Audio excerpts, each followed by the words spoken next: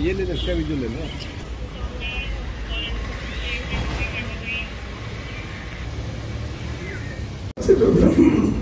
और मैं आया तो और होने वाले सबको मैसेज डाल देंगे ना।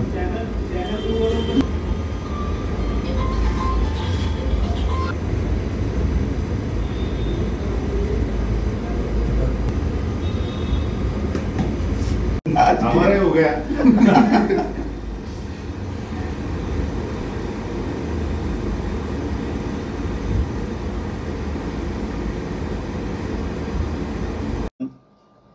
ला 16 तारखेला एक माहिती मिळाली होती गुप्त बातमीदाराकडून। एक आरोपी जो मुंबईतल्या विविध पोलीस स्टेशनमध्ये त्याच्याविरुद्ध गुन्हे आहेत, धीरज सुरेंद्र उपाध्याय, हा अवैध हत्यार घेऊन येणार आहे। त्या माहितीचं वर्कआउट करून मालाड पोलिसांनी धीरज उपाध्यायाला अटक केली होती।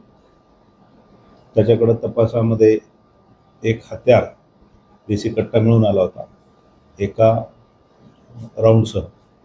त्याकडे अजून जास्त विचारपूस केली तेव्हा त्याने सांगितलं की त्याने अजून एक हत्यार आणलेलं आहे आणि ते लपवून ठेवलेलं आहे। ते हस्तगत करण्यात आलं त्याच्याकडून। आणि मग यांनी हे हत्यार कुठून आणले याबद्दल तपास केला असता उत्तर प्रदेशच्या गोरखपूर येथून रवींद्र पांडे याच्याकडून ते विकत आणलेलं आहे असं त्यांनी सांगितलं। म्हणून आपण रवींद्र पांडेला शोधण्यासाठी उत्तर प्रदेश गोरखपूरला जाऊन त्याला ताब्यात घेतलं। तेव्हा त्याच्या गाडीमध्ये अजूनही काही हत्यार मिळून आले। त्यामध्ये 3 गावठी कट्टे, 1 पिस्टल, 3 रिकाम्या मॅगझिन, 9 जिवंत काडतूस आणि 10 12 बोरचे काडतूस मिळून आले। त्याला या दोघांना ताब्यात घेऊन आता कोर्टामध्ये हजर करण्यात आलेला आहे। पुढचा तपास सुरू आहे। आरोपीचं बॅकग्राऊंड काय आहे? पिस्टल असतात की आता काय गुन्हा करण्यासाठी आला असता की हा विकायसाठी? आतापर्यंतच्या तपासामध्ये हा काही गुन्हा करण्यासाठी आला होता असं निष्पन्न झालेलं नाही, परंतु त्या अँगलने सुद्धा तपास सुरू आहे।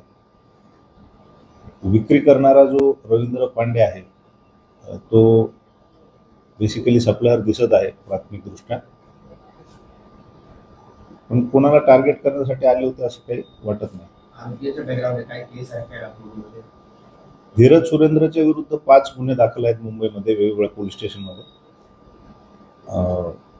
तेवढं त्याचं बॅकग्राऊंड आहे। शरीराविरुद्धचे आणि राईटचे गुन्हे आहेत।